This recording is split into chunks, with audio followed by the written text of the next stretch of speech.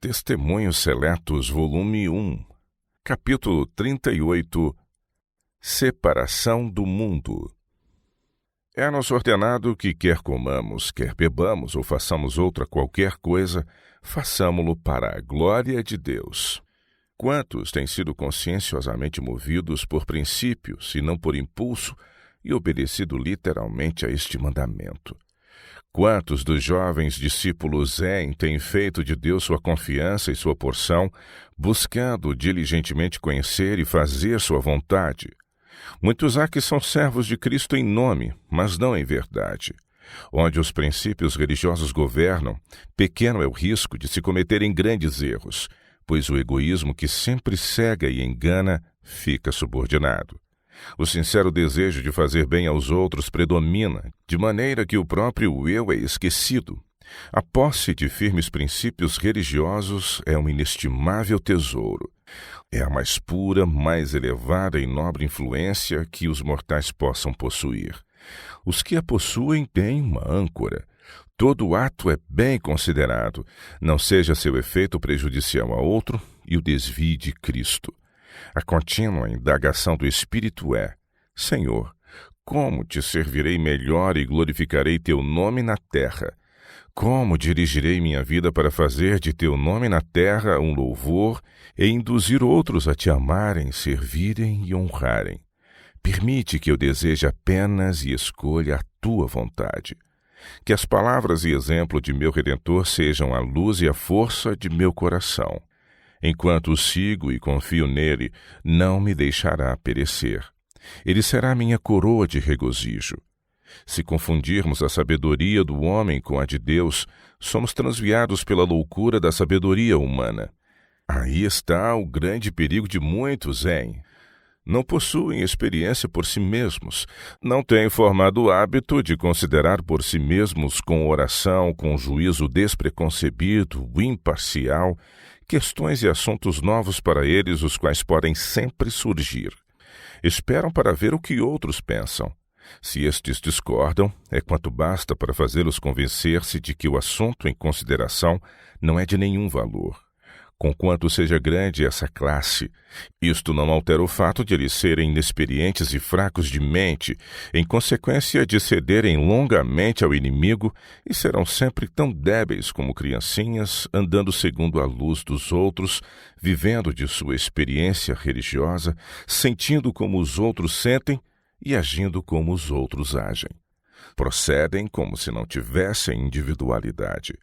Sua identidade é absorvida em outras, são meras sombras daqueles que eles julgam andarem mais ou menos direito. A menos que estes se apercebam de seu caráter vacilante e o corrijam, perderão todos a vida eterna, serão incapazes de resistir aos perigos dos últimos dias. Não têm fibra para resistir ao diabo, pois não sabem quem é ele. É preciso que esteja alguém ao seu lado para adverti-lo se é um inimigo ou um amigo que se aproxima. Não são espirituais, portanto não discernem as coisas espirituais. Não são sábios nas coisas que se relacionam com o reino de Deus. Nem jovem, nem velho é excusável em confiar a outro ou ter por ele uma experiência religiosa. Disse o anjo: Maldito o homem que confia no homem e faz da carne o seu braço. Jeremias 17, verso 5. É necessário na vida e na luta cristãs uma nobre confiança em si mesmo. Pedir com fé. Homens, mulheres e jovens, Deus requer que possuais valor moral, firmeza de propósito, fortaleza e perseverança, mentes que não podem aceitar as afirmações de outros, mas que pesquisam por si mesmas antes de receber ou rejeitar, que estudam e pesam as provas e levam-nas ao Senhor em oração. Se algum de vós tem falta de sabedoria, peça a Deus, que a todos dá liberalmente, e o não lança em rosto e ser-lhe-á dada. Agora, a condição: peça-a, porém, com fé, não duvidando, porque o que duvida é semelhante à onda do mar, que é levada pelo vento e lançada de uma para outra parte. Não pense tal homem que receberá do Senhor alguma coisa. Tiago 1, de 5 a 7. Esta petição de sabedoria não deve ser uma oração sem sentido, que desaparece da mente apenas concluída. É uma prece que exprime o forte, sincero desejo do coração, partido da consciência de falta de sabedoria para determinar a vontade de Deus. Uma vez feita a oração, caso a resposta não venha imediatamente, não vos canseis de esperar, nem fiqueis instáveis. Não vacileis, apegai-vos à promessa. Fiel é o que vos chama, o qual também o fará.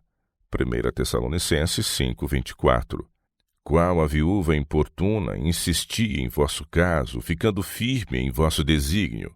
É o objeto de grande importância e consequência para vós? Certamente o é. Então não vacileis, pois talvez vossa fé seja provada. Se o que desejais é de valor, merece um vigoroso e diligente esforço. Tendes a promessa, vigiai e orai.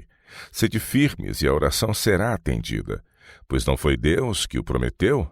Se vos custa alguma coisa o alcançá-la, a vez de prezá-la mais uma vez obtida. É-vos dito positivamente que, se duvidardes, não precisais pensar em receber qualquer coisa do Senhor. Uma advertência é aí dada para não se cansar, mas firmemente descansar na promessa. Se pedes, ele vos dará liberalmente e o não lança em rosto. Aí está onde muitos cometem um erro. Vacilam em seu desígnio e sua fé desfalece. Eis a razão por que não recebem nada do Senhor, nossa fonte de força. Ninguém precisa de andar em trevas tropeçando pelo caminho como um cego, pois o Senhor tem providenciado luz, caso eles a aceitem segundo a maneira por ele designada, não procurando o seu próprio caminho. Ele exige de todos diligente cumprimento dos deveres de cada dia.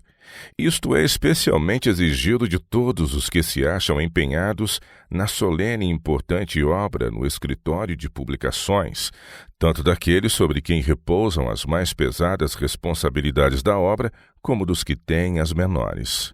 Isto se pode fazer olhando a Deus em busca de capacidade para habilitar a cumprir fielmente o que é direito aos olhos do céu, fazendo todas as coisas como quem é regido por motivos abnegados, como se os olhos de Deus fossem visíveis a todos olhando e investigando os atos de todos. A mancha do egoísmo. O pecado com que mais se condescende, que nos separa de Deus e produz tantas contagiosas perturbações espirituais, é o egoísmo. Não pode haver retribuição ao Senhor a não ser por meio da abnegação. Não podemos fazer coisa alguma de nós mesmos, mas mediante a força que Deus nos comunica, podemos viver para fazer bem aos outros, esquivando-nos assim ao mal do egoísmo. Não necessitamos de ir para terras pagãs para manifestar nosso desejo de consagrar a Deus tudo em uma vida útil, abnegada. Devemos fazer isto no círculo familiar, na igreja, entre aqueles com quem convivemos e com quem temos negócios. Justamente nas ocupações comuns da vida é que nos cumpre negar-nos a nós mesmos e manter o eu em sujeição. Paulo podia dizer, cada dia morro. 1 Coríntios 15:31. É o morrer diário para o próprio eu nos pequeninos tratos da vida que nos torna vencedores. Devemos esquecer o próprio eu no desejo de fazer bem aos outros. Há por parte de muitos decidida falta de amor para com os outros.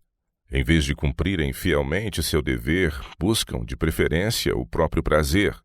Deus prescreve positivamente a todos os seus seguidores o dever de beneficiar os outros com sua influência e seus meios e buscarem dele aquela sabedoria que os habilite a fazerem tudo ao seu alcance para elevarem os pensamentos e afeições dos que lhes chegam ao alcance da influência.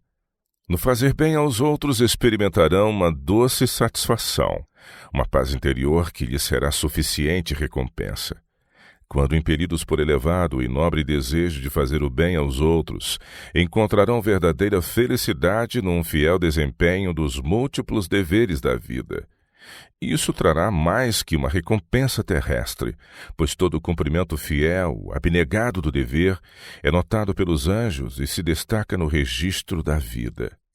No céu ninguém pensará em si mesmo nem buscará o próprio prazer, mas todos, movidos por puro e genuíno amor, buscarão a felicidade dos seres celestes que os rodeiam.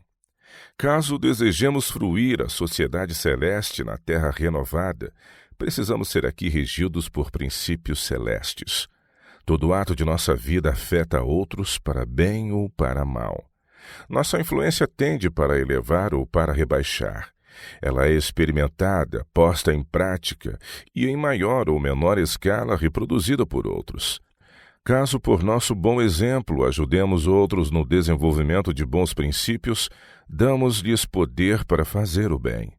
Por sua vez, eles exercem a mesma influência benéfica sobre outros, e assim centenas e milhares são afetados por nossa inconsciente influência. Se por nossos atos fortalecemos ou impelimos a atividade as faculdades más dos que nos rodeiam, partilhamos de seu pecado e teremos de dar contas pelo bem que lhes poderíamos ter feito e não fizemos, porque não tornamos Deus a nossa força, nosso guia e conselheiro.